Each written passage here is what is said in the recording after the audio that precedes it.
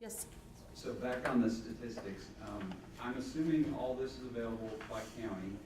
Yes, I could break it down by county. And I then- could have it broken down by county. Okay, yeah. And then, in terms of the, each of these cases, do you go back and try to tie those to an open or some kind of a defects record? Is that work being done? No, it's not currently being done. Those are data. I mean, that's a great way to take it. Is it currently being done? Not to the best of my knowledge. And I just want to clarify too, and I think you made this point early on, but to be really super clear, the CFR process and the mandate under state law is for these teams to review all unexplained or unexpected deaths of all children 0 to 18.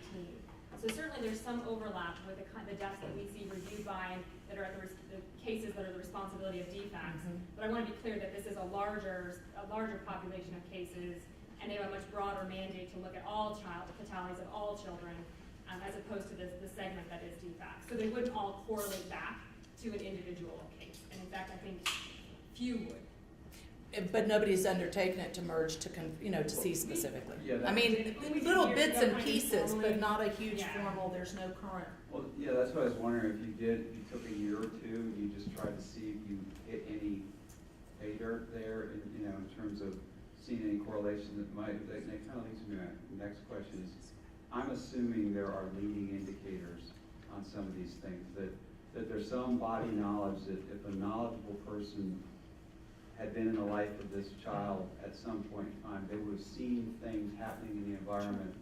And I'm wondering if there's been any work done to correlate this to just the normal abuse and neglect kind of cases. And if there's something that we know that is a more predominant independent variable that's going to trigger a homicide or a death versus some other form of abuse. If any of that work's been done yet.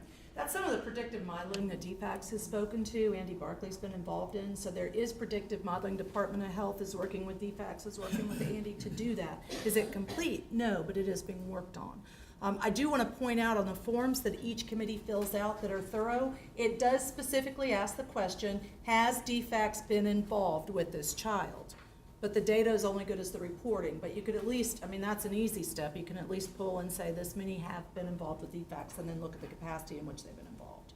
Did that answer your question? Yes, thank you. Judge Walker. There's a team from the Domestic Violence Coalition and the Georgia Commission on Family Violence that goes around the state each Can you year. repeat the beginning? I'm sorry, I don't know if At the everyone can hear you. beginning, there is a team from the Coalition Against Domestic Violence and the Georgia Commission on Family Violence that goes around the state and does an intensive case studies of domestic violence cases where there's been a fatality in the prior year, where they interview everybody, they read through all of the records.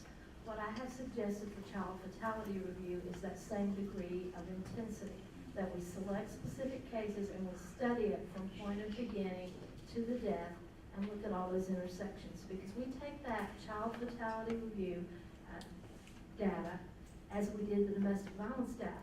We had 10 years of reports. We took all those recommendations, put them into a state plan, and work on implementation of that state plan. We can do the same thing with child deaths. If we do that intense study, take those recommendations and then those recommendations to form a plan, I think that we can learn specifically from what's happening in our state. I would agree, and I think Judge Walker would be the first to advocate and agree there's a lot of opportunity. This is not good or bad, but previously it's been interpreted that the panel's job was to review individual cases and that was it. And so I think the wind of change, it's doing different things now, and so there's that opportunity to move that direction. Thank you all.